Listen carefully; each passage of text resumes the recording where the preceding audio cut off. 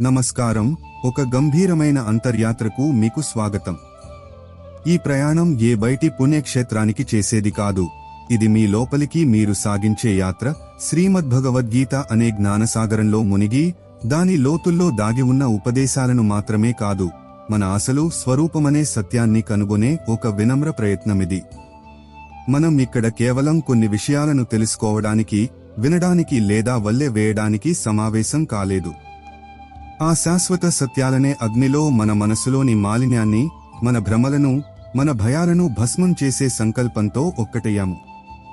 ఈ యాత్ర కేవలం శ్రీకృష్ణుని భక్తులుగా మారడానికి కాదు, మనందరిలోనూ నిద్రాణంగా ఉన్న ఆ కృష్ణ చైతన్యాన్ని, ఆ సాక్షిభావాన్ని మనలోనే మేల్కొలపడానికి. కాబట్టి ఏదో ఒక ఛానల్కు సభ్యులుగా మారే ముందు మీ అంతరంగంలోని సత్యాన్ని వినడానికి, అర్థం చేసుకోవడానికి మిమ్మల్ని మీరు సిద్ధం చేసుకోండి. ఎందుకంటే ఏదైనా సత్యం మన హృదయాన్ని తాకినప్పుడు అన్నింటికన్నా పెద్ద గంట మనలోనే మోగుతుంది. కాబట్టి బయటి ప్రపంచపు ఆలస్యాన్ని పక్కన పెట్టి, మనసులోని గందరగోళాన్ని శాంతపరిచి, యథార్థ సంగీతం వినిపించే ఆ మౌనంలోకి ప్రవేశిద్దాం. మనం ఇక్కడ భావాలను కాదు, ఆ భావాలకు మూలమైన దాన్ని అర్థం చేసుకోవడానికి ప్రయత్నిస్తాం, మరియు మన జీవితాన్ని దానికి అనుగుణంగా మలచుకోవడానికి ఒక నిజాయితీ గల సంకల్పం తీసుకుంటాం. ఈ యాత్ర బుద్ధి స్థాయిలో కాదు, హృదయ స్థాయిలో జరుగుతుంది. కర్మ సిద్ధాంతం, పని చెయ్యి, ఫలితం లభిస్తుంది, ఈ రోజు కాకపోతే రేపు అని చాలా తేలికగా చెప్పే మాట వెనుక ఒక లోతైన మానసిక మరియు ఆధ్యాత్మిక సత్యం దాగి ఉంది. ఇక్కడ బావి రూపకం చాలా అందమైనది. బావి ఎంత లోతుగా తవ్వితే నీరు అంత తీయగా ఉంటుంది. ఇది కేవలం పడిన శ్రమ యొక్క పరిమాణానికి సంబంధించిన విషయం కాదు, ఇది కర్మ యొక్క నాణ్యతకు మరియు కర్మ చేసేటప్పుడు కర్త యొక్క మనఃస్థితికి సంబంధించినది. శ్రీమద్భగవద్గీతలోని కర్మణ్యేవాధికారస్తే మా ఫలేషు కదాచన అనేది కేవలం ఫలాన్ని ఆశించవద్దు అని చెప్పే ఉపదేశం కాదు, అది కర్మలో ఉన్న ఆనందాన్ని కనుగొనమని ఇచ్చే ఆహ్వానం. మన దృష్టి ఫలం మీద కేంద్రీకృతమైనప్పుడు కర్మ ఒక భారంగా మారుతుంది. మన మనస్సు భవిష్యత్తులోని ఊహలు మరియు ఆందోళనలతో నిండిపోతుంది. నేను విజయం సాధిస్తానా? ప్రజలు ఏమనుకుంటారు? నేను విఫలమైతే? ఈ ఆందోళన మరియు భయం మన కర్మ యొక్క శక్తిని క్షీణింపజేస్తాయి. మనం వర్తమాన క్షణంలో నిలబడలేము. బావి తవ్వేవాడు ప్రతి గడ్డపార వేటు తర్వాత నీళ్లు ఎప్పుడు పడతాయా అని చింతిస్తూ ఉంటే అతను త్వరగా అలసిపోతాడు మరియు అతని దృష్టి తవ్వే కడ నుండి కేవలం భవిష్యత్తులోని ఒక సంభావ్యతపైకి మళ్ళుతుంది. కానీ కర్మయోగి అయినవాడు తవ్వే ప్రతి క్షణాన్ని ఆస్వాదిస్తాడు. గడ్డపార సరైన కోణంలో పడుతుందా లేదా, మట్టి సరిగ్గా బయటకు వస్తుందా లేదా అనే దానిపై అతని దృష్టి ఉంటుంది. అతను ఆ ప్రక్రియలో ఎంతగా లీనమైపోతాడంటే ఫలితం ఎప్పుడు వస్తుందనే ఆలోచనే అప్రధానం అయిపోతుంది. ఎప్పుడైతే ఒక వ్యక్తి కర్మలో ఈ విధంగా లీనమైపోతాడో అతని కర్మ ధ్యానంగా మారుతుంది. ఆ ధ్యానం యొక్క లోతుల నుండి ఉద్భవించే ఫలితమనే జలం తీయగా ఉండటమే కాదు, అది దివ్యంగా, ఆత్మసంతృప్తినిచ్చే జలంగా ఉంటుంది. పై ప్రయత్నాలు అంటే అరకొర మనస్సుతో, చింత మరియు భయంతో చేసిన పని ఎప్పటికీ స్థిరమైన మరియు మధురమైన ఫలితాన్ని ఇవ్వదు. కాబట్టి గీత యొక్క సారం ఏమిటంటే, కర్మను ఒక భారంలా కాకుండా ఒక ఉత్సవంలా చెయ్యి. పూర్తి చైతన్యంతో మరియు ప్రేమతో వర్తమాన క్షణంలో నీ కర్తవ్యాన్ని నిర్వర్తించు. ఫలం ఆ లోతైన ధ్యానం నుండి వెలువడే ఒక సహజ ఉత్పత్తిగా దానంతటా అదే లభిస్తుంది. ఒకానొకప్పుడు ఒక రాజు తన రాజ్యంలో ఉన్న అత్యుత్తమ శిల్పికి ఒక అద్భుతమైన విగ్రహాన్ని చెక్కమని ఆజ్ఞాపించాడు. ఆ శిల్పి నెలల తరబడి ఒక పెద్ద శిలపై పని చేస్తూ ఉన్నాడు. రాజు తరచుగా అతని పనిని చూడటానికి వచ్చి, విగ్రహం ఎప్పటికి పూర్తవుతుంది? దీని విలువ ఎంత ఉంటుంది? ఇది పక్క రాజ్యం యొక్క విగ్రహం కన్నా అందంగా ఉంటుందా అని అడిగేవాడు. శిల్పి ప్రతిసారీ ప్రశాంతంగా, రాజా, నాకు తెలియదు అని సమాధానమిచ్చేవాడు. చాలా నెలల తర్వాత విగ్రహం పూర్తయినప్పుడు అది ఎంత సజీవంగా, ఎంత దివ్యంగా ఉందంటే రాజు ఆశ్చర్యపోయాడు. అతను అడిగాడు, ఈ అద్భుతాన్ని ఎలా సాధించావు? నువ్వు ఏమీ తెలియదనేవాడివి కదా. శిల్పి బదులిచ్చాడు, మహారాజా, నేను నిజమే చెప్పాను. నా దృష్టి విగ్రహం ఎప్పుడు పూర్తవుతుంది లేదా ఎలా కనబడుతుంది అనే దానిపై లేదు. నా దృష్టి కేవలం నా ఉలి మరియు సుత్తి మీద మాత్రమే ఉంది.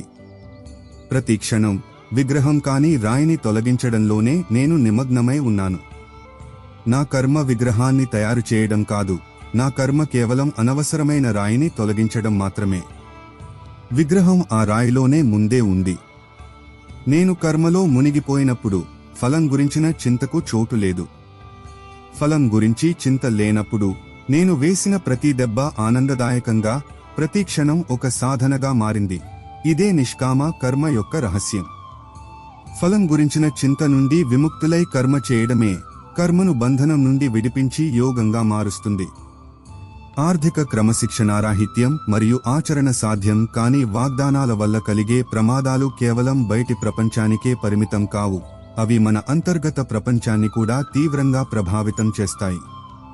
అప్పుల కన్నా పెద్ద వాగ్దానాలే మనిషిని అప్పుల్లో ముంచేస్తాయి అని మనం అన్నప్పుడు అది కేవలం డబ్బు అప్పు గురించే కాదు, అది అంతకన్నా చాలా లోతైనది. మనం నిరంతరం ఇతరుల అంచనాలనే అప్పును మన మీద మోపుతూ ఉంటాం. సమాజానికి గొప్పగా కనిపించడానికి, మన అహాన్ని, ఈగో కాపాడుకోవడానికి, లేదా ఎవరిదో ప్రేమను పొందే ఆశతో మనం మన అసలు స్వభావానికి మరియు సామర్థ్యానికి సరిపోని వాగ్దానాలు చేస్తాం, అలాంటి పాత్రలను ధరిస్తాం. ఇది ఒక మానసిక మరియు భావోద్వేగపూరితమైన అప్పు. దీనికి మనం ఒత్తిడి, ఆందోళన, కపటత్వం మరియు ఆత్మగ్లాని రూపంలో వడ్డీ చెల్లించాల్సి వస్తుంది. మనం లోపలి నుండి బోలుగా ఉన్నామని భావిస్తాము, ఎందుకంటే మనం ఎలా ఉన్నామో అలా జీవించకుండా ఎలా కనిపించాలనుకుంటున్నామో అలా జీవిస్తూ ఉంటాము. అష్టావక్ర గీత ఇలా చెబుతుంది, నిన్ను నువ్వు ఈ శరీరం నుండి వేరు చేసుకుని చైతన్యంలో స్థిరంగా ఉంటే ఈ క్షణంలోనే సుఖంగా, శాంతంగా, బంధవిముక్తుడవైపోతావు. కాని మనం మన గుర్తింపును మనం చేసిన వాగ్దానాలు, మన సామాజిక ప్రతిష్ట మరియు ఇతరుల దృష్టిలో మన విలువతో ముడిపెడతాము. ఇదే అన్నింటికన్నా పెద్ద అప్పు. మన సామర్థ్యాన్ని అర్థం చేసుకోకుండా కేవలం ఇతరులను సంతోషపెట్టడానికి సరే అని చెప్పినప్పుడు మనం మన ఆత్మ స్వేచ్ఛను తాకట్టు పెడతాము. ఈ భావోద్వేగ రుణం మనల్ని ఒక వ్యూహంలోకి నెడుతుంది. అక్కడ వేసే ప్రతి అడుగు మనల్ని మరింత చిక్కుల్లోకి లాగుతుంది. అందువల్ల నిజమైన ఆర్థిక క్రమశిక్షణ కేవలం డబ్బును నిర్వహించడం కాదు, అది మన శక్తిని, సమయాన్ని మరియు మన వాగ్దానాలను వివేకంతో నిర్వహించడం. మన పరిమితులను అంగీకరించడం బలహీనత కాదు, అది లోతైన ఆత్మజ్ఞానం యొక్క లక్షణం. ప్రశంస మరియు విమర్శ, ఈ రెండూ మనసుకు రెండు పెద్ద ప్రలోభాలు.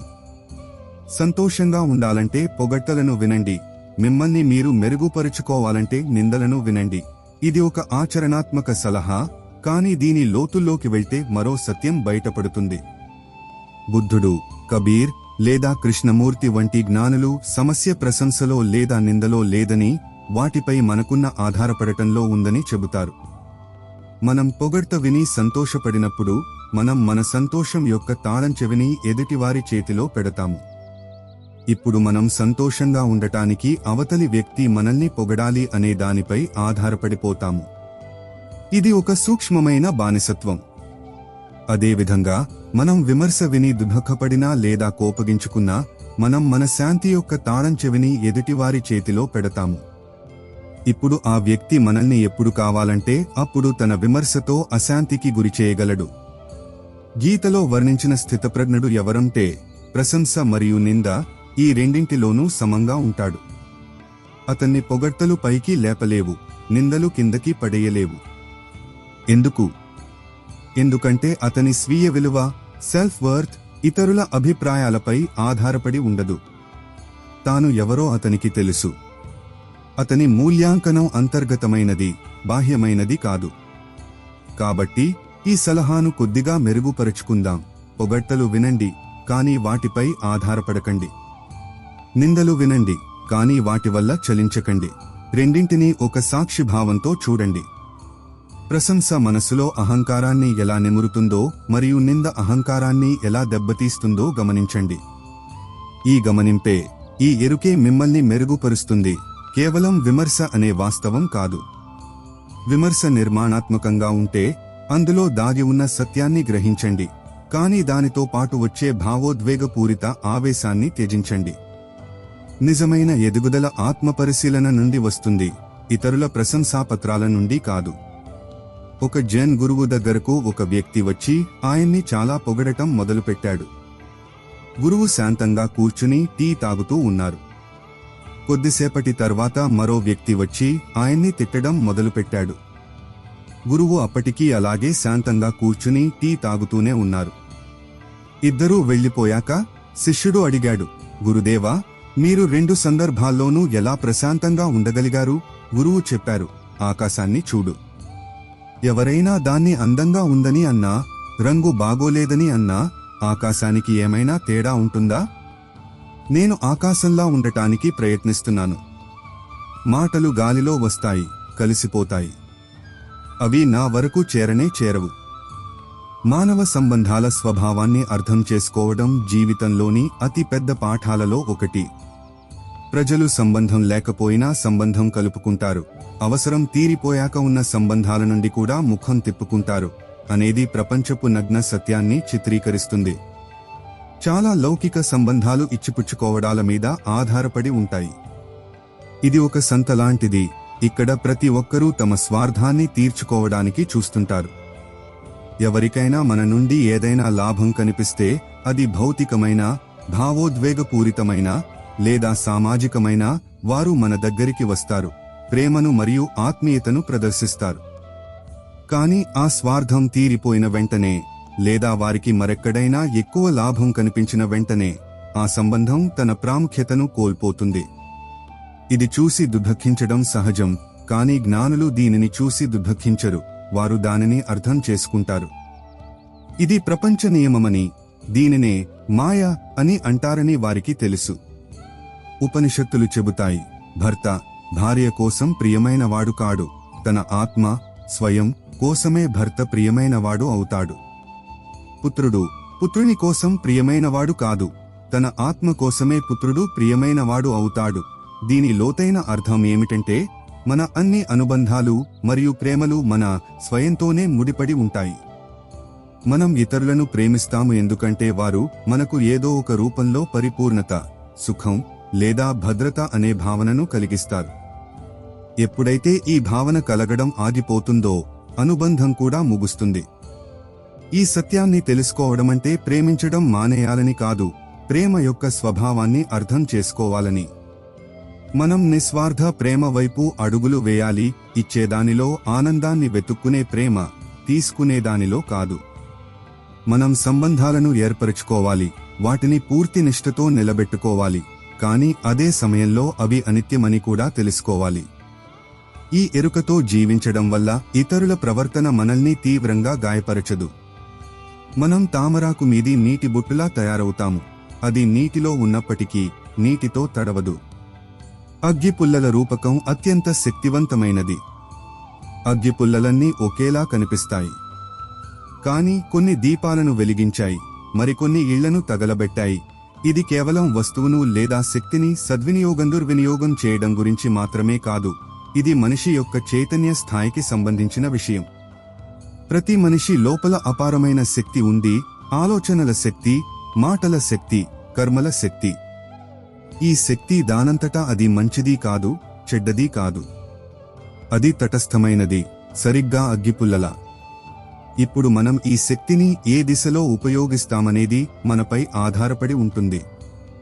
మన చైతన్యంలో ప్రేమ, కరుణ మరియు సృజనాత్మకత ఉంటే మన ఇదే శక్తి ఎవరి జీవితంలోనైనా జ్ఞానదీపాన్ని వెలిగిస్తుంది.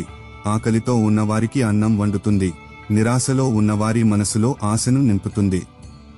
కానీ మన చైతన్యంలో ద్వేషం, అసూయ, కోపం మరియు వినాశకరమైన భావనలు ఉంటే మన ఇదే శక్తి ఎవరిదైనా ఇంటిని తగలబెడుతుంది, సమాజంలో విద్వేషాలను వ్యాపింపజేస్తుంది, మరియు చివరకు మనకు మనమే నరకాన్ని నిర్మించుకుంటాము. ఆదిశంకరాచార్యులు వివేక చూడామణిలో మానవ జన్మ దుర్లభమని, దానికన్నా దుర్లభమైనది ముముక్షుత్వం అంటే ముక్తిని పొందాలనే కోరిక అని అన్నారు.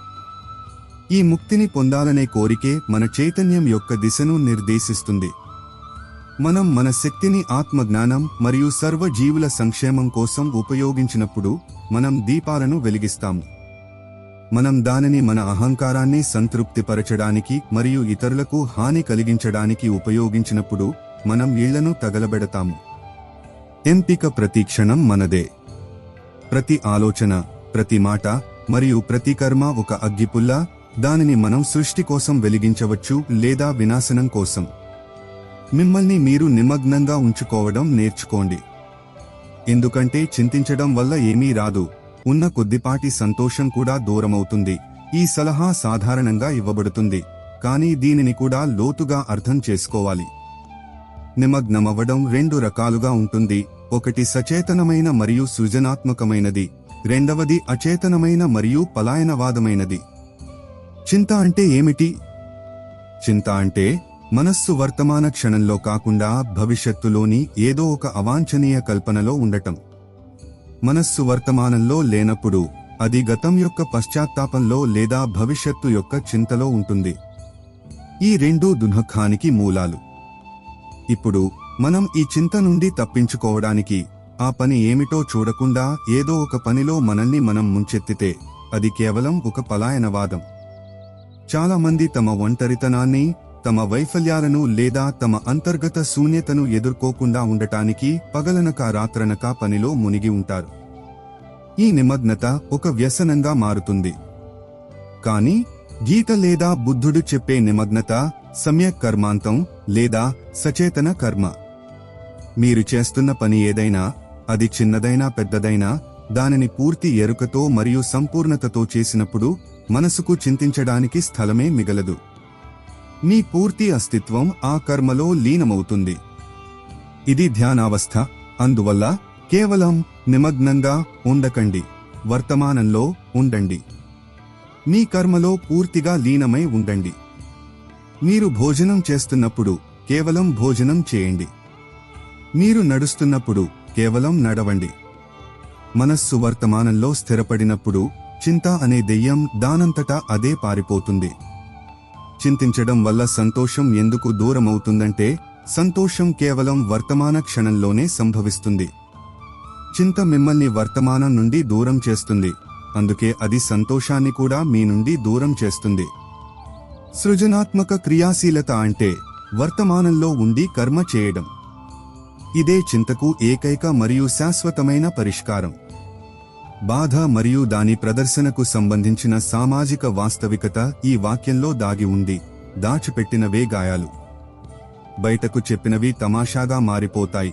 ఇది ఒక కఠినమైన సత్యం, కానీ ఇది మానవ మనస్తత్వపు లోతైన అవగాహనను ప్రతిబింబిస్తుంది. మనం మన బాధను ప్రతి ఒక్కరికీ చెప్పుకుంటూ తిరిగినప్పుడు మనం తెలియకుండానే మన శక్తిని ఇతరులకు అప్పగిస్తాము.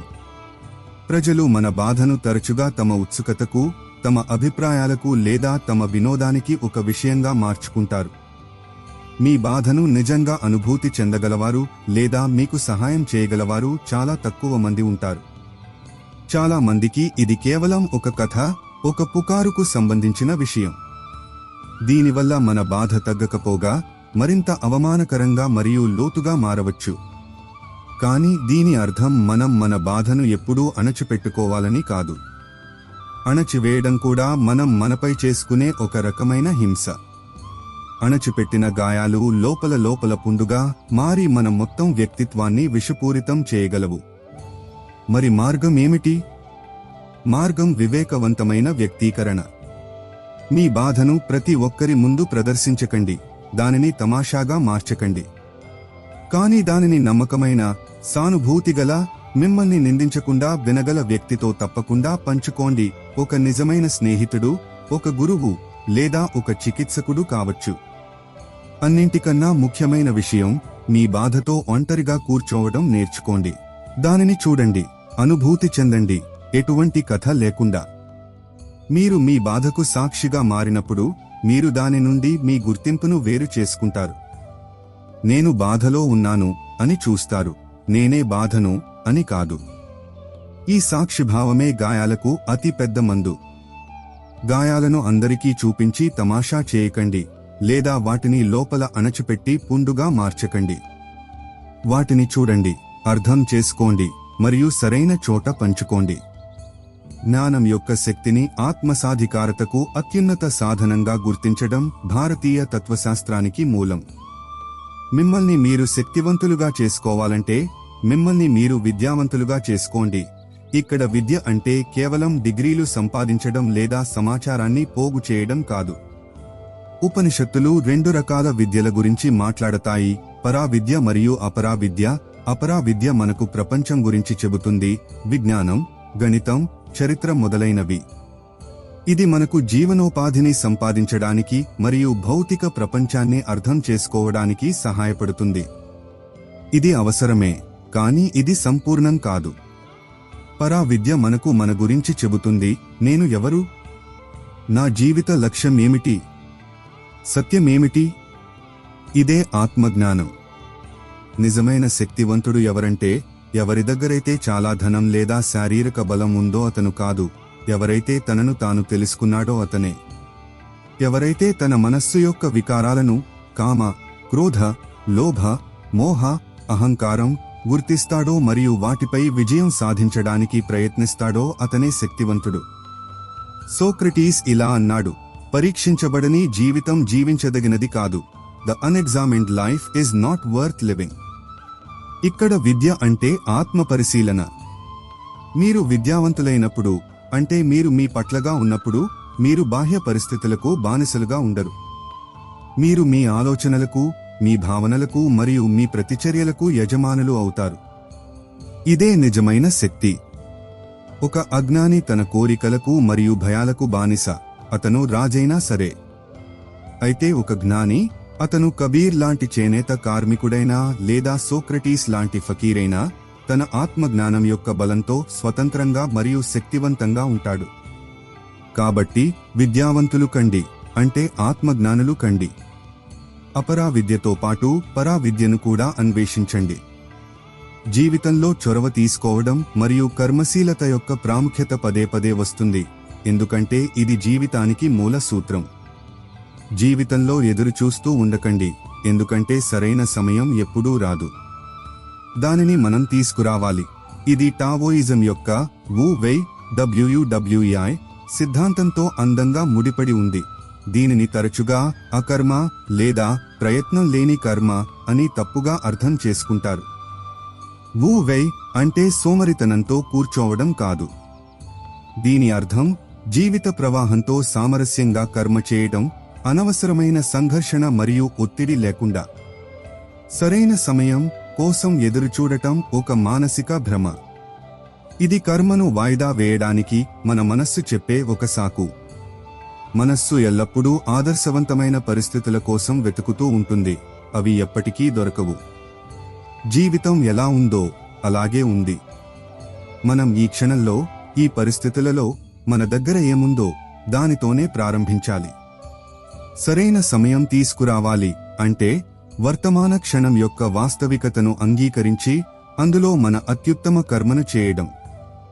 మీరు కర్మ చేయడం ప్రారంభించినప్పుడు పరిస్థితులు వాటంతటా అవే మీకు అనుకూలంగా మారడం ప్రారంభిస్తాయి. నది ఒడ్డున కూర్చుని నది ఎండిపోతే దాటుదాం అని ఎదురుచూడటం మూర్ఖత్వం. కర్మశీలుడు పడవను తయారు చేస్తాడు, లేదా ఈదుకుంటూ దాటే ధైర్యం చేస్తాడు.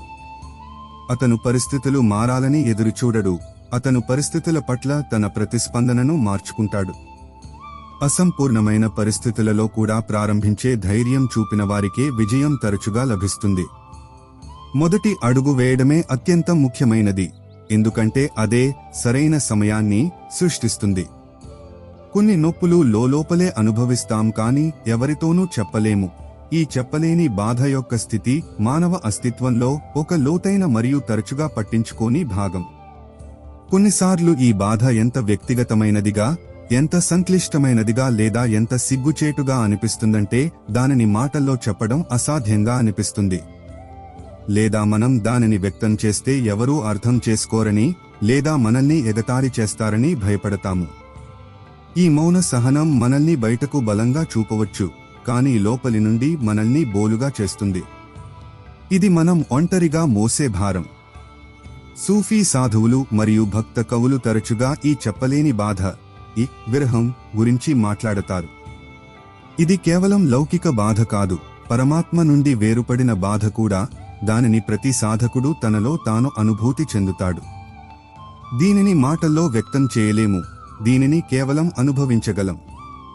అయితే దీనికి పరిష్కారం ఏమిటి? మొదటి అడుగు ఈ బాధను అంగీకరించడం. దానితో పోరాడటం లేదా దానిని నిరాకరించడం బదులు దానిని మన అస్తిత్వంలో ఒక భాగంగా అంగీకరించడం. రెండవది సృజనాత్మక మాధ్యమాలను ఉపయోగించడం. మాటల్లో చెప్పలేని నొప్పి తరచుగా కళ, సంగీతం లేదా రచనల ద్వారా వ్యక్తమవుతుంది. ఇది ఒక రకమైన భావ విరేచనం, క్యాథార్సిస్. మరియు మూడవ అత్యంత లోతైన ఉపాయం ధ్యానం. మీరు నిశ్శబ్దంగా కూర్చుని ఈ అంతర్గత బాధతో ఉన్నప్పుడు, ఎటువంటి కథ లేకుండా, ఎటువంటి విశ్లేషణ లేకుండా, ఈ బాధ కూడా ఒక శక్తి రూపమని మీరు కనుగొంటారు. మీరు దానికి మీ ఎరుక అనే వెలుగును ప్రసరింపజేసినప్పుడు అది నెమ్మదిగా రూపాంతరం చెందడం ప్రారంభిస్తుంది. మీరు దీనిని సరిగ్గా నిర్వహించడం నేర్చుకుంటే ఈ బాధ మిమ్మల్ని మరింత సున్నితమైన, మరింత కరుణామయమైన మరియు మరింత లోతైన మనిషిగా మార్చగలదు. జీవితం ఒక గొప్ప పాఠశాల, మరియు ఈ పాఠశాలలోకి వచ్చే ప్రతి వ్యక్తి ఒక ఉపాధ్యాయుడు. జీవితంలోకి మనుషులు రావడం వెనుక కూడా ఒక ఉద్దేశ్యం ఉంటుంది. కొందరు మిమ్మల్ని పరీక్షిస్తారు, కొందరు మీకు నేర్పిస్తారు, కొందరు మిమ్మల్ని వాడుకుంటారు, మరియు కొందరు మీకు జీవించడానికి సరైన అర్థం ఏమిటో చెబుతారు. ఇది జైన తత్వశాస్త్రంలోని అనేకాంతవాదం సిద్ధాంతాన్ని పోలి ఉంటుంది. ఇది సత్యానికి అనేక కోణాలు ఉంటాయని మనకు బోధిస్తుంది. ప్రతి వ్యక్తి తన దృక్పథం మరియు తన చైతన్య స్థాయి నుండి ప్రవర్తిస్తాడు. మనల్ని పరీక్షించే వారు మన సహనానికి మరియు మన విశ్వాసానికి ఉన్న హద్దులను మనకు చూపిస్తారు. మన ఓర్పు ఎంతవరకు ఉందో వారు మనకు నేర్పుతారు. మనకు నేర్పించే వారు తమ జ్ఞానం మరియు అనుభవంతో మన మార్గాన్ని ప్రకాశవంతం చేస్తారు.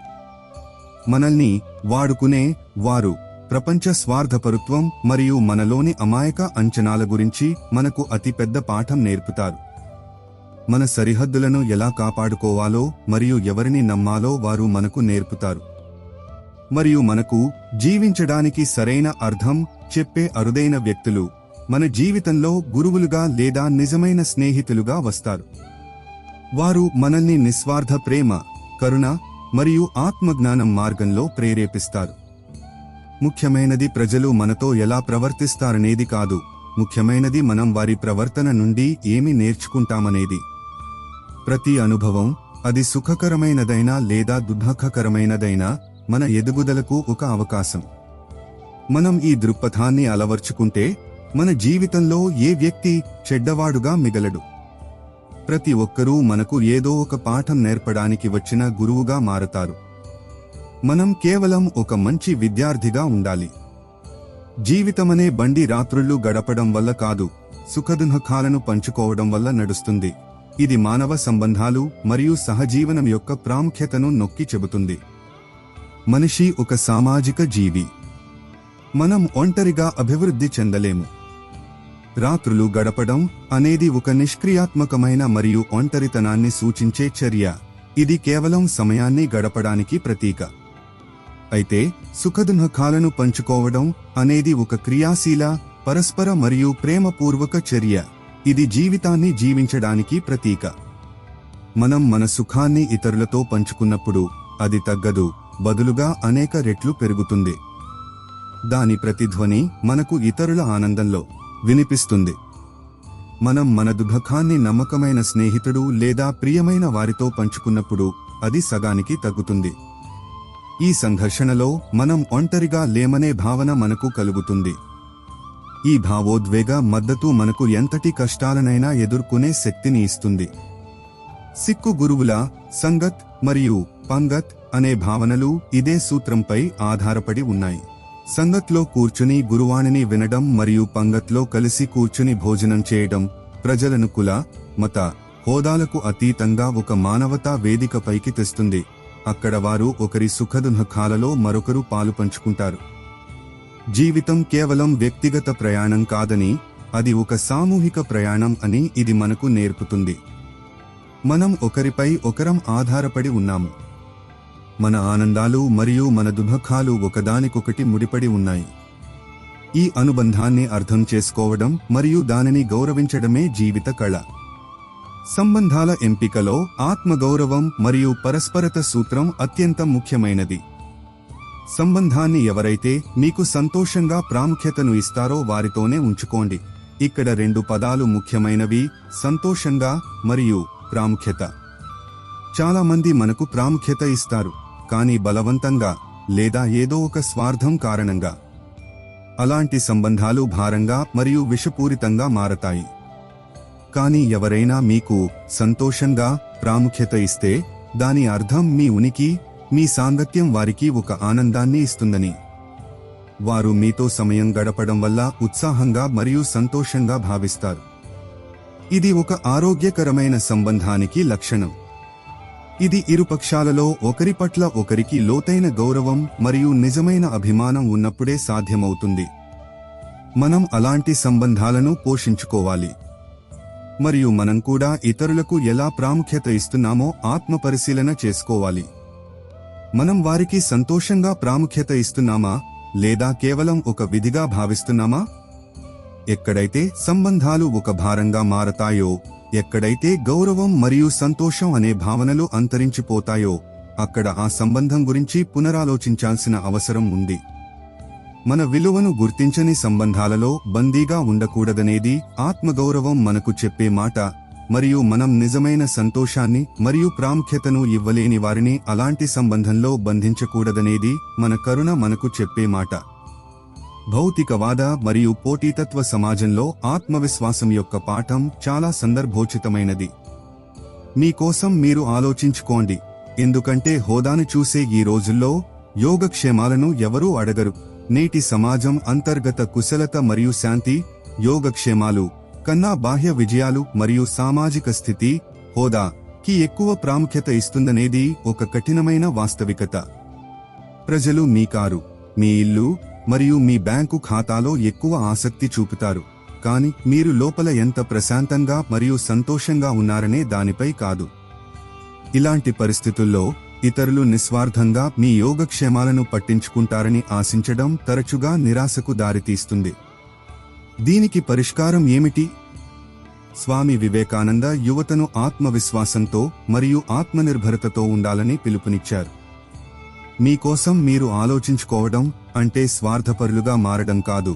దాని అర్థం మీ చైతన్యాన్ని మేల్కొలపడం, మీ శ్రేయస్సు మరియు మీ అభివృద్ధి బాధ్యతను మీరే తీసుకోవడం. ఇతరుల అభిప్రాయాలను మరియు సమాజపు ప్రమాణాలను మీ జీవితానికి కేంద్రంగా చేసుకోకుండా మీ అంతర్గత వివేకాన్ని మరియు మీ సత్యాన్ని మీ మార్గదర్శిగా చేసుకోవడం. మీరు మీకోసం ఆలోచించడం ప్రారంభించినప్పుడు మీరు మీ యోగక్షేమాలను పట్టించుకోవడం ప్రారంభిస్తారు. మీరు సమాజానికి చూపించడానికి కాకుండా మీ అంతర్గత శాంతి మరియు అభివృద్ధికి మేలు చేసే నిర్ణయాలు తీసుకుంటారు. మీరు లోపలి నుండి ఆరోగ్యంగా మరియు ప్రశాంతంగా ఉన్నప్పుడే మీరు ఇతరుల నిజమైన యోగక్షేమాలకు కూడా దోహదపడగలరు. మీతో మీరు తర్కించుకుంటే అన్ని ప్రశ్నలకు సమాధానాలు దొరుకుతాయి. ఇది ఆత్మచింతన ప్రక్రియ యొక్క చాలా సరళమైన మరియు అందమైన వర్ణన. ఇక్కడ తర్కం అంటే మానసిక గందరగోళం లేదా సంఘర్షణ కాదు. ఇది ఒక నిజాయితీగల మరియు నిష్పాక్షికమైన ఆత్మ సంభాషణ. రమణ మహర్షి ఆత్మజ్ఞానం కోసం నేను ఎవరు అనే ప్రశ్నను నిరంతరం శోధించమని మార్గాన్ని చూపారు. ఇది మీతో మీరు తర్కించుకోవడం యొక్క ఒక లోతైన రూపం. మనలో 2 స్వరాలు ఉంటాయి.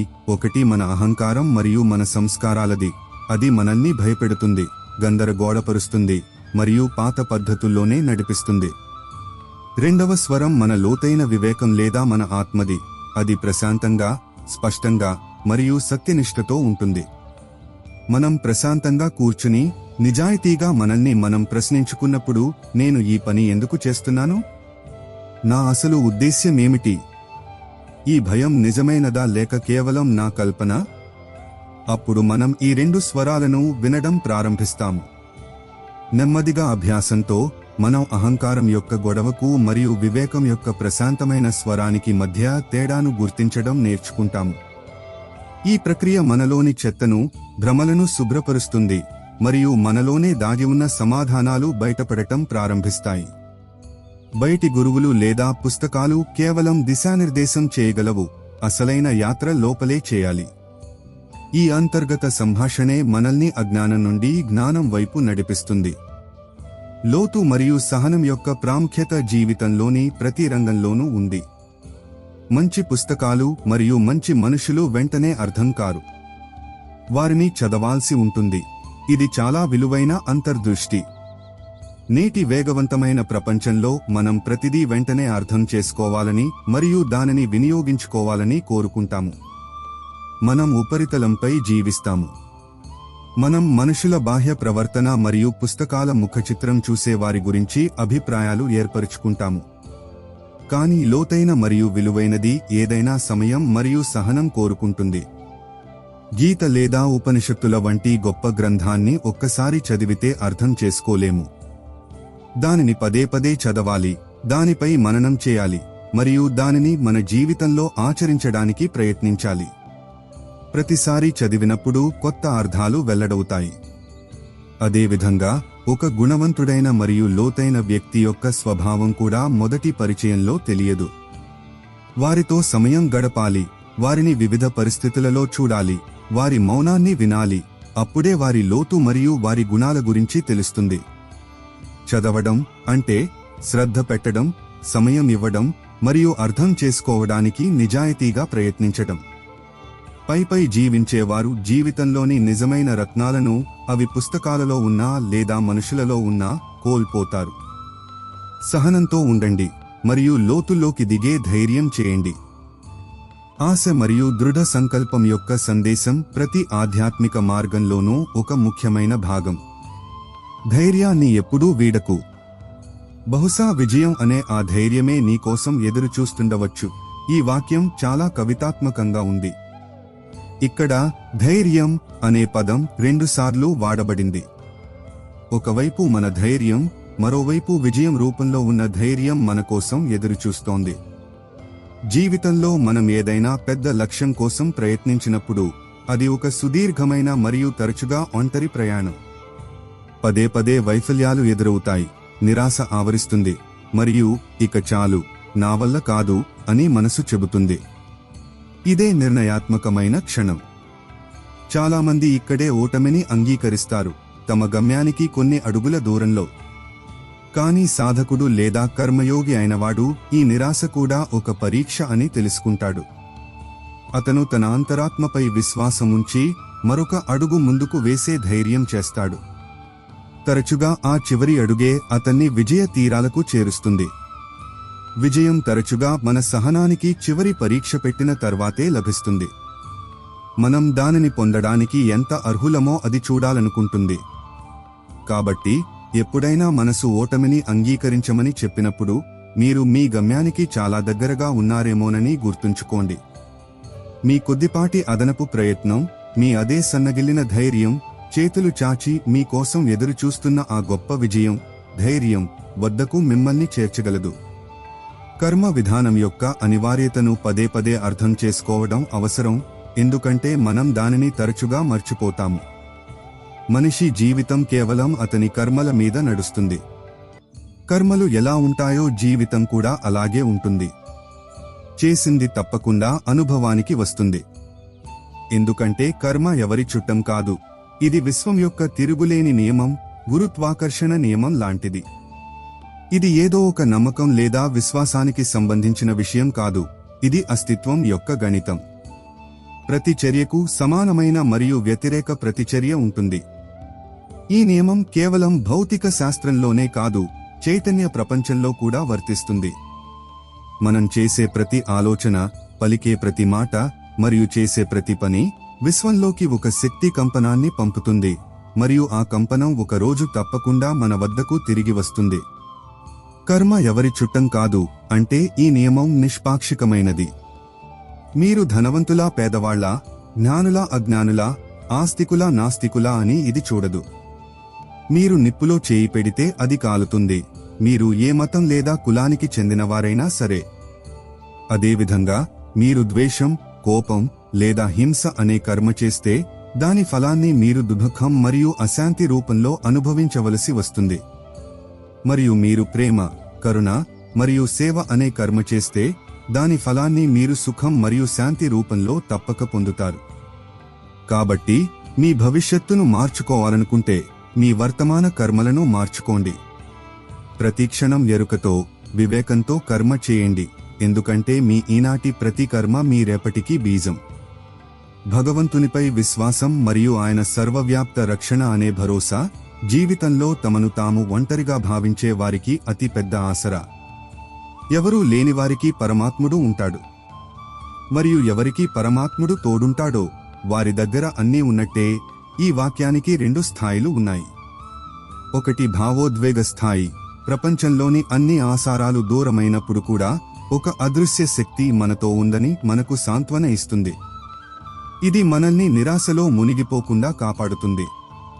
కానీ దీనికి లోతైన అద్వైతపరమైన అర్థం కూడా ఉంది. ఎవరూ లేనివారు అంటే ప్రపంచంలోని ఏ ఆసరా శాశ్వతం కాదని తెలుసుకున్న వ్యక్తి. అతను తన అహంకారానికి ఉన్న బాహ్య ఊతాలైన ధనం, పదవి, సంబంధాలు, జ్ఞానం యొక్క నశ్వరతను చూశాడు. వ్యక్తి ఈ అన్ని ఆసారాలను విడిచిపెట్టినప్పుడు అతను లోపలి నుండి పూర్తిగా అకించనుడు, ఏమీ లేనివాడు అయినప్పుడు అప్పుడే అతను ఆ పరమ సత్యాన్ని, ఆ పరమాత్మను, ఆ విశ్వ చైతన్యాన్ని అనుభూతి చెందుతాడు. అది ఎప్పుడూ అక్కడే ఉంది. మనం చిన్న చిన్న ఆసారాలను పట్టుకుని ఉన్నంతకాలం మనం ఆ పరమ ఆసరాకు దూరంగా ఉంటాము. మరియు ఎవరికి పరమాత్ముడు ఉంటాడో వారి దగ్గర అన్నీ ఉన్నట్టే, అంటే వారికి ప్రపంచంలోని సంపద అంతా లభిస్తుందని కాదు. దాని అర్థం వారికి ఆత్మసంతృప్తి అనే నిధి దొరుకుతుంది. ఆ తర్వాత మరే ఇతర కోరిక మిగలదు. వారికి పరమశాంతి, పరమానందం మరియు పరమ స్వేచ్ఛ లభిస్తాయి. ఇదే అన్నీ పొందడం. కర్మశీలత మరియు ఆత్మవిశ్వాసం మనల్ని జడత్వం నుండి బయటకు తీసుకువచ్చి జీవిత సృష్టిలో భాగస్వాములను చేస్తాయి. ఎదురు చూడకండి. జీవితం మీరు అనుకున్నంత నెమ్మదిగా లేదు. మన తలరాతను మనమే రాసుకోవాలి. ఎవరైతే రాసుకుంటారో వారే చరిత్ర సృష్టిస్తారు. కాలం యొక్క గతి సాపేక్షమైనది. మనం దుఃఖంగా లేదా విసుగ్గా ఉన్నప్పుడు సమయం చాలా నెమ్మదిగా గడుస్తున్నట్లు అనిపిస్తుంది.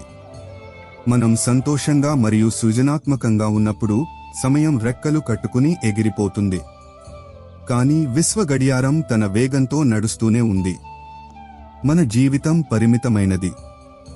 దానిని అనవసరమైన ఎదురుచూపులలో వృధా చేయడం అతి పెద్ద మూర్ఖత్వం. తలరాత లేదా విధి గురించి 2 రకాల అభిప్రాయాలు ఉన్నాయి. ఒకటి, అంతా ముందే రాసిపెట్టి ఉందని, మనం కేవలం కీలుబొమ్మలమని. ఈ అభిప్రాయం మనల్ని నిష్క్రియాత్మకంగా మరియు బాధ్యతారహితంగా చేస్తుంది. రెండవ అభిప్రాయం, గీత మరియు వివేకానందుడు వంటి మహనీయులు ప్రోత్సహించినది, మన విధి మన కర్మల యొక్క సంచిత ఫలితమే అని. మన గడిచిన కర్మలు మన వర్తమానాన్ని సృష్టించాయి, మరియు మన వర్తమాన కర్మలు మన భవిష్యత్తును సృష్టిస్తాయి. ఈ అర్థంలో మన తలరాతకు మనమే సృష్టికర్తలం. ప్రతి క్షణం మన ప్రతిస్పందనను, మన కర్మను ఎంచుకునే స్వేచ్ఛ మనకు ఉంది. తద్వారా మన భవిష్యత్తు దిశను నిర్దేశించుకోవచ్చు. చరిత్ర సృష్టించడం అనేది ఏదో పెద్ద లేదా గొప్ప సంఘటన కాదు.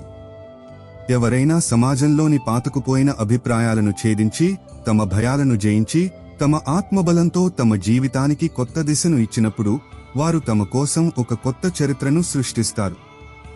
అలాంటి వ్యక్తులే ఇతరులకు స్ఫూర్తిగా నిలుస్తారు. ప్రతికూల పరిస్థితులలో జీవితం పట్ల మన దృక్పథమే అన్నీ నిర్ధారిస్తుంది. జీవితమే నిస్సహాయంగా మారితే దానిని వదిలివేయకూడదు, చక్కదిద్దుకోవాలి. జీవితంలో ఆరోగ్యం, సంబంధాలు, వృత్తి అన్నీ కుప్పకూలుతున్నట్లు అనిపించే క్షణాలు వస్తాయి. అప్పుడు మనసులో పారిపోవాలనే లేదా జీవితాన్ని ముగించాలనే ఆలోచన కూడా రావచ్చు. ఇది మనసు యొక్క తీవ్ర నిరాశ స్థితి. కానీ ఇదే మన నిజమైన ఆధ్యాత్మిక శక్తికి పరీక్ష. నిస్సహాయంగా ఉండేది జీవితం కాదు, మన మనసే నిస్సహాయంగా మారుతుంది. అది పరిస్థితుల ముందు ఓటమిని అంగీకరిస్తుంది. చక్కదిద్దుకోవడం అంటే ఆ ఓడిపోయిన మనఃస్థితిని చక్కదిద్దుకోవడం. దాని అర్థం ఆ గాఢమైన అంధకారంలో కూడా ఒక చిన్న ఆశాకిరణాన్ని వెతకడం. దాని అర్థం నేను ఈ పరిస్థితిని మార్చలేను, కానీ దీని పట్ల నా ప్రతిస్పందనను మార్చుకోగలను అని అంగీకరించడం. నాజీ చిత్రహింస శిబిరాల భయానకతను అనుభవించిన విక్టర్ ఫ్రాంకెల్ మనిషి నుండి అన్నీ లాక్కోవచ్చని, ఒక్కటి తప్ప ఏ పరిస్థితిలోనైనా తన దృక్పథాన్ని ఎలా ఎంచుకోవాలనే అతని చివరి స్వేచ్ఛ అని అన్నారు. మనం మన నిస్సహాయ జీవితాన్ని నిందించే బదులు అందులో ఉన్న మంచి లేదా సాధ్యమయ్యే దానిపై మన దృష్టిని కేంద్రీకరించినప్పుడు మనం దానిని చక్కదిద్దుకోవడం ప్రారంభిస్తాము. ప్రతి రాత్రి తర్వాత ఉదయం అవుతుంది. ఇది ప్రకృతి నియమం. మనం కేవలం ఆ ఉదయం వరకు నిలబడే ధైర్యం చూపాలి. ఆత్మసంతృప్తి మరియు బాహ్య విమర్శల నుండి ప్రభావితం కాకుండా ఉండటం అనే సూత్రం అంతర్గత స్వేచ్ఛకు ఆధారం. మనిషి తన దృష్టిలో తాను సరిగ్గా ఉండాలి.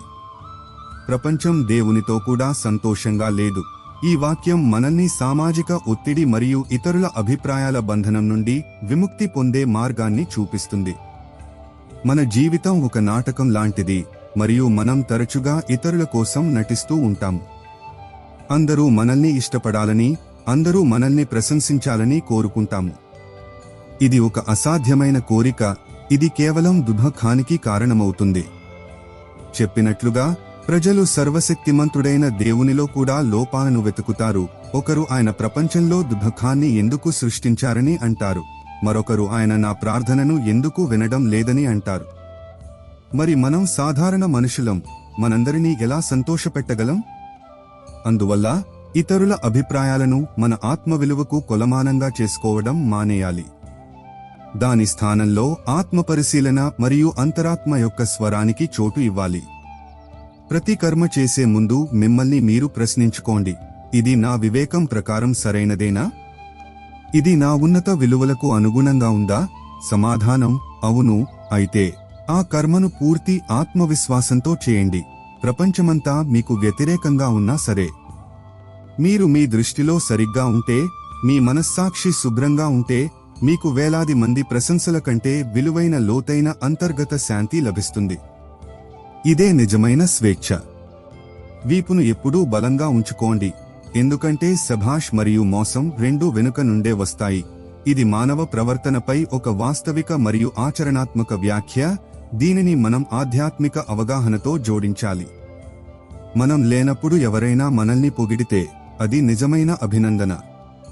మన వెనుక ఎవరైనా మన గురించి చెడుగా మాట్లాడినా లేదా మనల్ని మోసం చేయడానికి కుట్ర పన్నినా అది నిజమైన మోసం. వీపును బలంగా ఉంచుకోవడం అనేదానికి రెండు అర్థాలు ఉన్నాయి. మొదటిది, జీవితంలోని ఊహించని దెబ్బలను తట్టుకోవడానికి మనం శారీరకంగా మరియు మానసికంగా బలంగా ఉండాలి. రెండవది, మరింత లోతైన అర్థం, మనం ఆత్మనిర్భరంగా మరియు ఆత్మస్థిరంగా ఉండాలి. మన సంతోషం మరియు భద్రత కోసం ఇతరులపై ఆధారపడనప్పుడు మన వీపు బలంగా ఉంటుంది. ఎవరి పొగడ్త మనల్ని అహంకారంలో ముంచెత్తలేనంతగా, ఎవరి మోసం మనల్ని కుంగదీయలేనంతగా మన ఆత్మబలం దృఢంగా ఉండాలి. మనం రెండు పరిస్థితులలోనూ సమంగా మరియు ప్రశాంతంగా ఉండగలగాలి. ఇది గీతలోని స్థితప్రజ్ఞుని యొక్క మరొక రూపం. మన వెనుక ఏమి జరుగుతుందనేది మన నియంత్రణలో లేదు. మన నియంత్రణలో ఉన్నది కేవలం మన అంతర్గత దృఢత్వం మాత్రమే. కాబట్టి ఇతరుల ప్రవర్తనపై దృష్టి పెట్టే బదులు మీ వీపును, అంటే మీ శీలాన్ని, మీ ఆత్మబలాన్ని మరియు మీ అంతర్గత శాంతిని బలంగా చేసుకోవడంపై దృష్టి పెట్టండి. ప్రేమ మరియు విశ్వాసం, ఈ రెండూ ఏ అర్థవంతమైన సంబంధానికైనా పునాదులు మరియు రెండూ అత్యంత సున్నితమైనవి. జీవితంలో ప్రేమను, నమ్మకాన్ని ఎప్పుడూ విచ్ఛిన్నం చేయవద్దు, ఎందుకంటే అలాంటి ప్రేమ మళ్లీ దొరకదు. నిన్ను మళ్లీ ఎవరూ నమ్మరు. ప్రేమ ఒక సజీవ శక్తి. మనం ఎవరినైనా నిజంగా ప్రేమించినప్పుడు మనం వారి పట్ల ఒక పవిత్రమైన స్థానాన్ని నిర్మిస్తాము. ఆ ప్రేమను గాయపరచడం, ఉద్దేశపూర్వకంగా విచ్ఛిన్నం చేయడం, ఆ పవిత్ర స్థానాన్ని అపవిత్రం చేయడం లాంటిది. జీవితంలో మనకు ఇతర సంబంధాలు దొరకవచ్చేమో, కానీ ఆ ప్రత్యేకమైన శక్తి, ఆ మొదటి అమాయకత్వం, ఆ లోతైన అనుబంధం మళ్లీ దొరకడం దాదాపు అసాధ్యం. విశ్వాసం ప్రేమ కన్నా సున్నితమైనది. అది గాజు లాంటిది, ఒకసారి పగిలితే పగులు ఎప్పటికీ ఉండిపోతుంది. మనం ఎవరి నమ్మకాన్నైనా విచ్ఛిన్నం చేసినప్పుడు మనం కేవలం ఆ ఒక్క వ్యక్తితో మన సంబంధాన్ని పాడు చేసుకోవడమే కాదు, మన విశ్వసనీయతనే నాశనం చేసుకుంటాము. మన దృష్టిలోనే మన గౌరవం తగ్గిపోతుంది. విశ్వసనీయతను కోల్పోయినవాడు సమాజంలో ఒంటరిగా మిగిలిపోతాడు. ప్రజలు అతనితో సంబంధం పెట్టుకోవడానికి భయపడతారు. అందుకే కబీర్ ఇలా అన్నారు, ప్రేమ అనే దారాన్ని ఒక్కసారిగా తెంచవద్దు.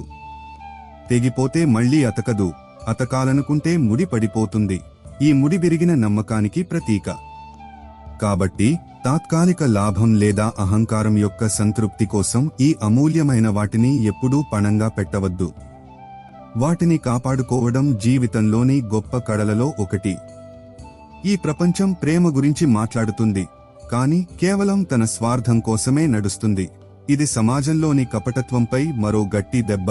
మనం జాగ్రత్తగా గమనిస్తే మన సంభాషణలలో ఎక్కువ భాగం, మన నైతిక ఉపదేశాలలో ఎక్కువ భాగం కేవలం ఒక సామాజిక లాంఛనంగా ఉంటాయి. మనం శాంతి, ప్రేమ మరియు సహకారం గురించి మాట్లాడతాము, కానీ మన చర్యలు తరచుగా పోటీ, స్వార్థం మరియు సంఘర్షణతో ప్రేరేపించబడి ఉంటాయి. ఈ వైరుధ్యమే మనిషి దుఃఖానికి ఒక పెద్ద కారణం. మనం చెప్పినట్లు జీవించము. ఈ కపటత్వాన్ని చూడటం మరియు అంగీకరించడం ఆత్మజ్ఞానం దిశగా మొదటి అడుగు. ప్రపంచం స్వార్థంతో నడుస్తుందని మనం చూసినప్పుడు మనం దుఃఖపడటం లేదా నిందాత్మకంగా మారడం కాకుండా వాస్తవికంగా మారతాము. మనం ప్రజల నుండి అవాస్తవిక అంచనాలను పెట్టుకోవడం మానేస్తాము. మనం వారి మాటల కన్నా వారి చేతలను చూడటం ప్రారంభిస్తాము. మరియు అన్నింటికన్నా ముఖ్యంగా మనం మనలోనే ఈ కపటత్వాన్ని వెతకడం ప్రారంభిస్తాము. నేను కూడా ఎక్కడెక్కడ ప్రేమ గురించి మాట్లాడి స్వార్థంతో ప్రవర్తిస్తున్నానో చూస్తాము. ఈ ఆత్మ పరిశీలన మనల్ని మరింత నిజాయితీగల మరియు ప్రామాణికమైన వ్యక్తులుగా చేస్తుంది. మనలోని ఈ వైరుధ్యాన్ని తగ్గించుకోవడం ప్రారంభించినప్పుడే మనం నిజమైన అర్థంలో ప్రేమగల మరియు నిస్వార్థపరులుగా మారగలం. ప్రపంచాన్ని మార్చడం ఎల్లప్పుడూ మనతోనే మొదలవుతుంది. రహదారి ఎంత శుభ్రంగా ఉన్నా దుమ్ము ఉంటుంది. మనిషి ఎంత మంచివాడైనా ఎప్పుడో ఒకప్పుడు అతని నుండి పొరపాటు జరుగుతుంది. ఈ వాక్యాలు మనల్ని పరిపూర్ణతవాదం, పర్ఫెక్షనిజం అనే భారం నుండి విముక్తి చేస్తాయి. పరిపూర్ణతవాదం ఒక మానసిక వ్యాధి. అది మనల్ని మన నుండి మరియు ఇతరుల నుండి అవాస్తవిక అంచనాలను పెట్టుకునేలా చేస్తుంది. ఇది ప్రతి చిన్న పొరపాటుకు మనల్ని మనం మరియు ఇతరులను శిక్షించుకోవడానికి ప్రేరేపిస్తుంది. ఇది మనల్ని జీవితాన్ని ఆనందించకుండా ఆపుతుంది. జైన తత్వంలోని స్యాద్వాదం ప్రతి వాక్యం సాపేక్షంగానే సత్యమవుతుందని మనకు నేర్పుతుంది. ఏదీ సంపూర్ణంగా పరిపూర్ణం కాదు. అదేవిధంగా ఏ మనిషి పరిపూర్ణుడు కాదు. మనమందరం అసంపూర్ణ జీవులం, పరిపూర్ణత వైపు ప్రయాణిస్తున్నాం. పొరపాట్లు చేయడం మానవ స్వభావంలో భాగం. ఇది నేర్చుకునే ప్రక్రియలో ఒక అనివార్యమైన భాగం. ఏ పొరపాటు చేయని వ్యక్తి బహుశా కొత్తగా ఏదీ ప్రయత్నించలేదని అర్థం. కాబట్టి మనం మన పట్ల మరియు ఇతరుల పట్ల మరింత కరుణతో మరియు సహనంతో ఉండాలి. మన నుండి పొరపాటు జరిగినప్పుడు దానిని అంగీకరించండి, దాని నుండి నేర్చుకోండి మరియు ముందుకు సాగండి. ఆత్మగ్లానిలో మునిగిపోకండి. ఇతరుల నుండి పొరపాటు జరిగినప్పుడు వారిని క్షమించడానికి ప్రయత్నించండి. వారు కూడా మనలాగే అసంపూర్ణులేనని అర్థం చేసుకోండి. ఈ అంగీకారం మరియు కరుణ భావమే మనల్ని మరియు మన సంబంధాలను ఆరోగ్యంగా ఉంచుతుంది. కొన్నిసార్లు మనకు దగ్గరగా ఎవరున్నారో తెలుసుకోవడానికి చాలా దూరం వెళ్లవలసి వస్తుంది. ఇది దూరం మరియు సమయం అనే గీటురాయిపై సంబంధాల సత్యాన్ని పరీక్షించే ఒక అందమైన ఆలోచన. మనం మన దైనందిన జీవితపు హడావిడిలో ఉన్నప్పుడు మనం తరచుగా సంబంధాలను పైపైనే జీవిస్తాము. ఎవరు నిజంగా మన శ్రేయోభిలాషి మరియు ఎవరు కేవలం లాంఛనాన్ని పాటిస్తున్నారో తెలియదు. కానీ మనం భౌతికంగా దూరంగా వెళ్ళినప్పుడు లేదా ఏదైనా సంక్షోభం గుండా వెళుతున్నప్పుడు ఈ దూరం ఒక వడపోతలా పనిచేస్తుంది.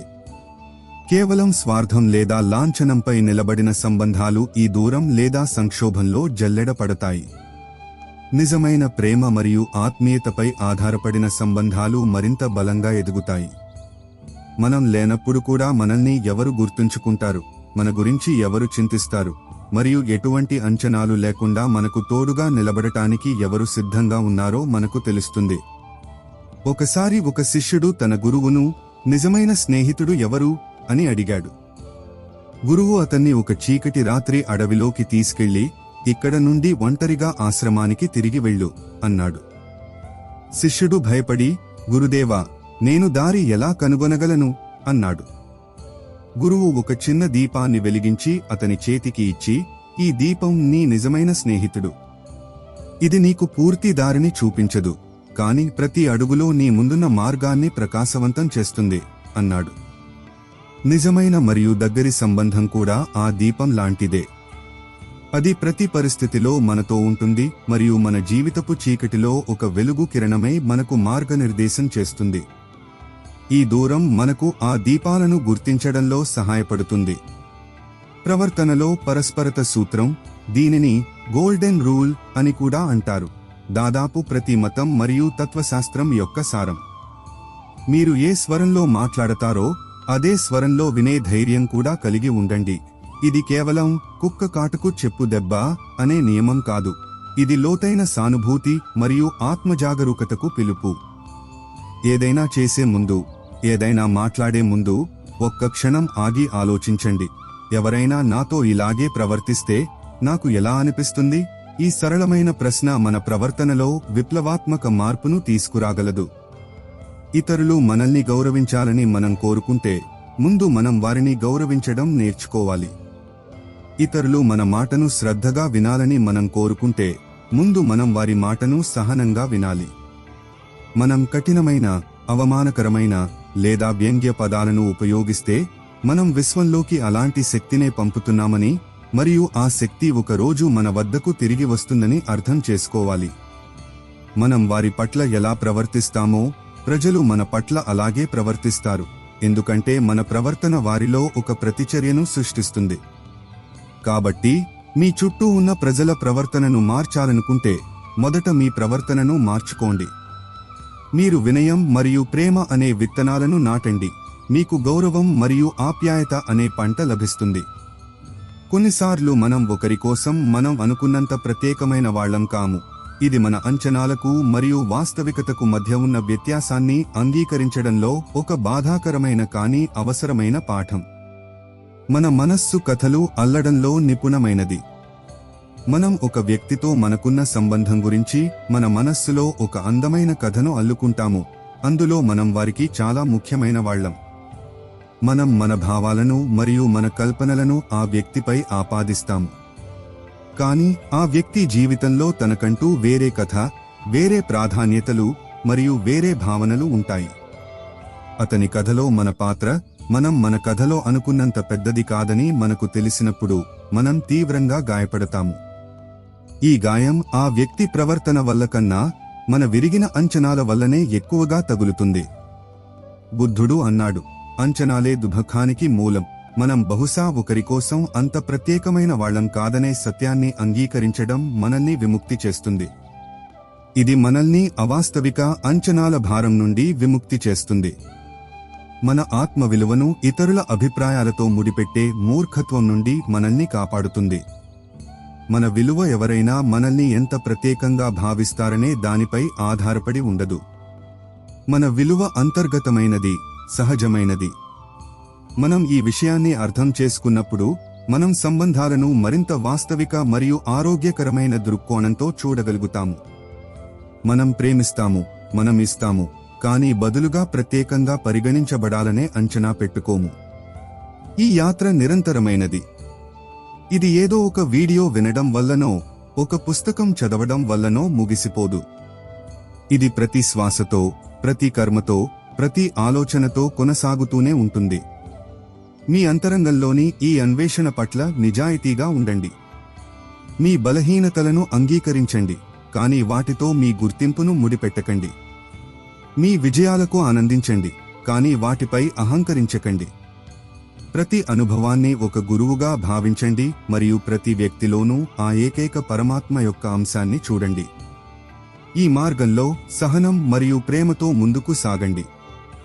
శ్రీకృష్ణుని కృప, బుద్ధుని కరుణ మరియు ఆత్మజ్ఞానులైన గురువులందరి వెలుగు మీ మార్గాన్ని ప్రకాశవంతం చేయుగాక. మిమ్మల్ని మరియు మీ చుట్టూ ఉన్న జీవులందరినీ జాగ్రత్తగా చూసుకోండి. జై శ్రీకృష్ణ.